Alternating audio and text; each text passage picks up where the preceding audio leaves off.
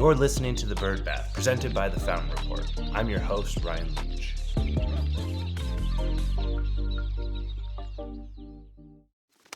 Welcome back to The Bird Bath. Each week, we scrape the surface of the news you need to know, so let's get into it. You could have guessed our top story this week, which everyone has been talking about, and that is the Federal Trade Commission has announced a new rule on non-competes. The FTC has said that it's an unfair method of competition and therefore a violation of Section 5, which we all know, of the FTC Act for employers to enter into non-compete clauses with workers. As a result, the final rule generally bars most non-compete agreements. Now, this is huge. This is something big that, has far-reaching implications. It's not just about veterinary medicine, right? This is huge across all industries, everything across North America or across the United States. But let's think about this just in the veterinary landscape. So first off, peel it back and let's understand a bit about what the non-compete clauses are, what the FTC was looking at, who's covered, who's not covered. So stick with me here. So what the FTC is saying is that having a non-compete clause is an unfair method of competition for a person to enter into or attempt to enter into, for a business to enforce or attempt to enforce, or to represent that the worker is subject to a non-compete clause. So not only trying to get into one, enforcing one, or even suggesting or representing that someone is involved in one. Now, there's a ton of coverage, and the majority of it is coverage for what the FTC calls workers. Now, a worker is pretty much anyone that does work, right? The list there is much longer than who isn't covered by this new rule from the FTC. So who isn't covered that would matter to veterinary medicine? Franchisees that are covered under a franchisee-franchisor relationship are not part of this ban, as people are calling it on non-compete. So if you're a franchisee, if you have, especially in the vet space, right? If you are a franchisee of one of the companies that does grooming or one of the many veterinary groups that has this as a business model, you still are going to be bound by that franchisee-franchisor relationship. Senior executives with what FTC calls policy-making authority. And so policy-making authority is kind of legal terms, but basically that is the C-suite in large corporations that gets to make the decisions that affect the entire company. It's not people that just are tangentially associated with that. There is some questions or potential ambiguity around if a medical director within a independently owned practice would be a senior executive with policy-making authority, but that's something to dig into much later and after all of this has shaken out. And then the final one, and this is one for a lot of people in the veterinary landscape, especially as we've seen the increase of consolidation, but the rule, or which is the ban, does not apply to a non-compete agreement that is entered into by a person in a bona fide sale of a business, of the person's ownership interest in a business, or of all a business operating assets. So if you sold your veterinary practice to a large corporate group, or to anyone, doesn't have to be a corporate group, right? If you sold your business or your veterinary clinic to someone else, and as part of that agreement you had to sign a non-compete, you are still going to be bound by that non-compete. And now, this is probably the time where I put all the asterisks all over everything I'm saying, and I'm not an attorney, I'm not a lawyer, I'm not a FTC advocate or advisor or anybody, but what I'm reading here and what I'm trying to keep everyone up to date is there are things that still are putting those handcuffs on what some people are doing. And it makes sense when you think about it in that sense. So people that are going to be available to work how, when, and wherever they want, right, are veterinarians that maybe signed a non-compete clause that has kept them from being able to leave a practice and go and work somewhere else down the street. That does not change your non-solicitation, so you can't take your clients. It does not change your non-disclosure agreements, so you can't take proprietary information from a business, but you are able to have free movement of where you work. So the final rule will become effective 120 days after it's published in what they call the Federal Register. So that's happened. So we're expecting late August, early October that this would happen. Now, the rule is already being challenged in court. The U.S. Chamber of Commerce has filed a suit against the FTC in the U.S. District Court, and the expectation is that this litigation will at least delay and potentially invalidate the rule. But a lot of different pundits and different advisors that I've read about are thinking that the FTC will be able to get this enforced and not have the rule overturned. So why does this matter, right? Who cares? This is great, but what are the financial impacts of this? The FTC, granted, they're in favor of this. So the numbers that they're putting out, though, are that they say that it's going to reduce healthcare costs by $74 to $194 billion by reducing spending on physician services over the next decade. They expect to see 2.7% increase in the rate of new businesses being formed, and that will result in 8,500 additional businesses created each year. So huge numbers there, because I think, if you've ever been part of a non-compete, you maybe had an idea or something that formed as something that you saw didn't work well in the company you're at, but you had those handcuffs to keep you from being able to be innovative. And now the next thing the FTC says is they see a rise in innovation, an average of 17,000 to 29,000 more patents each year for the next 10 years. And that's a 11 to 19% annual increase in number of patents. Additionally, they're expecting to see an increase in wages for workers, as they like to call us, right? $400 to $488 billion in increase in wages for workers over the next decade. Now, don't get to divide that by the total population. They're expecting a rise of about $524 per year for the average worker's compensation. But still, it's a space where it allows people maybe not to just earn more, but to be able to continue earning money in a job that they're excited about, or in a field that they want to continue to pursue without having to be shuffled around. So if you're looking for more information on this, I'm going to link the American Veterinary Medical Law Association in the show notes. They are lawyers, so you should listen to their opinion.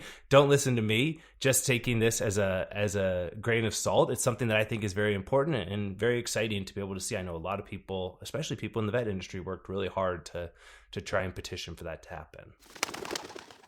Some more big news for Zoetis, whose stock has actually started trending upward. They have decided to sell their medicated feed additive, or MFA, portfolio to Phibro Animal Health.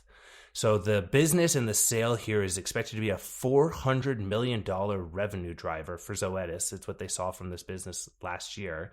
And they're expecting that this sale will close by the second half of this year. This big deal, which we don't have the exact numbers on what the sale price is, but the deal will make Phibro the sixth largest animal health player by revenue, which their revenue would grow to $1.4 billion. So they would be a massive player. So the details of the deal are that Phibro is acquiring 37 MFAs and water-soluble product lines, which in turn gave $400 million of revenue to Zoetis just in 2023. It spans across the entire globe. They're in 80 countries with these. About half of them are in poultry. The other half are in swine and beef. And 55% of this revenue, though, comes from the U.S. market as well. So Phibro is going to grow to be a massive player, and the exact price of the sale is not disclosed, but what we do know is that it's said to be financed with debt with no equity dilution. So the rationale and maybe some of the thoughts behind why this matters was that the Phibro is looking to increase and drive the growth of their business, and Zoetis obviously has a large share of this. So the other really big thing is that Zoetis has brought their manufacturing costs to a great place. And so their margins are in the low 20% compared to Phibro, which has about 11% margin. So by acquiring Zoetis's line here, they're going to be able to drive up their margins and be able to make more money. So the cash generation here will allow them to grow more, continue to participate in it. And also in the agreement, they're picking up 6 manufacturing sites, which 4 in the US, 1's in Italy, and 1's in China. Of the Zoetis colleagues, the expectation is that about 300 Zoetis employees are going to be moving over to become Phibro's employees now. But why did Zoetis do this? Well, this is something that maybe we've hit a little bit more on, right? You guys know I'm not an ag health person all the time, but I am trying to learn more about it.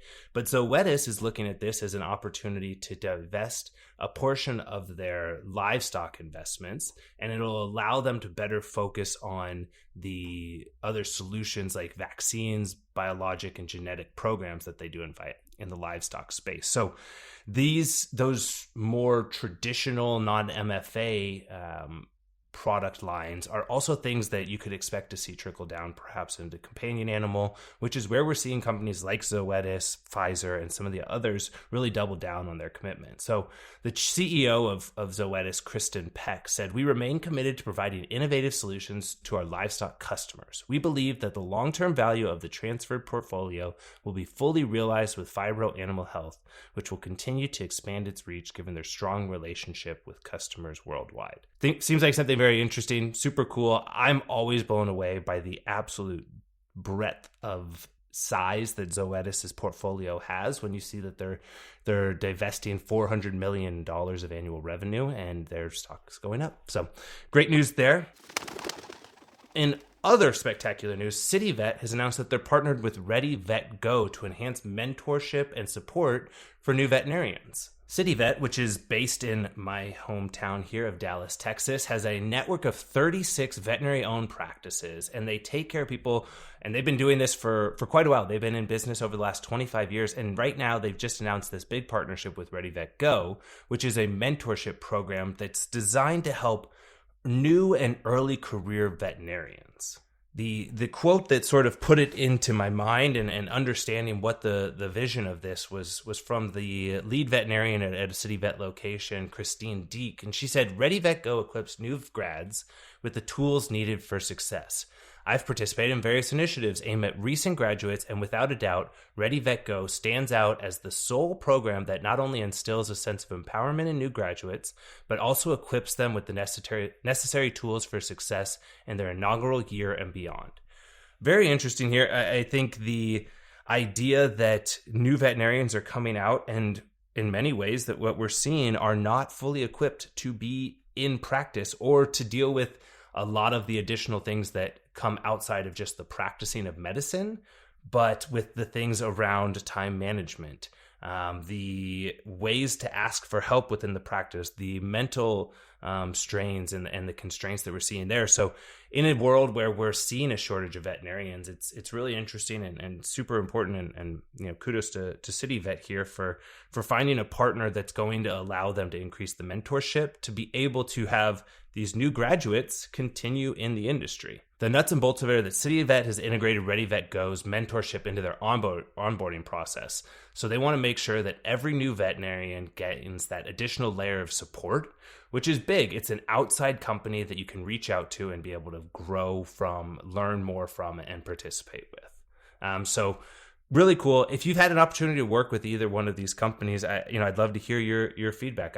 I personally really like the team at CityVet. I think they do a great job and was glad to hear more about ReadyVet Go. Finally, World Veterinary Day.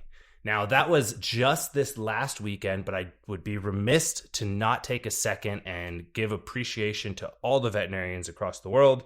I've got two in my in-law side of the family. So to all the veterinarians out there, everyone that listens and everyone that even goes to the vet or has anything, if you're not going to the vet, but you're listening to the show, I don't know how you got here, but I'm happy to have you. But World Veterinarian Day was wonderful. And thank you so much to everyone. Take a second to, if you are working with veterinarians and you're not in clinic or doing this every day, take a second to just, think about the load. The things that we're talking about here can overshadow in a lot of ways the weight that comes with being a practitioner. And so thank you, though. But to everyone that's a veterinarian, thank you. Without you all, we would not have an industry to be able to participate with, and more importantly, the animals and the pets that we love. So thank you. For more on these and other stories, join us by subscribing to the Fountain Report. There's always a link in the bio. And don't miss out on any episodes by subscribing and rating the show. For the Bird Bath, I'm Ryan Leach. See you next week.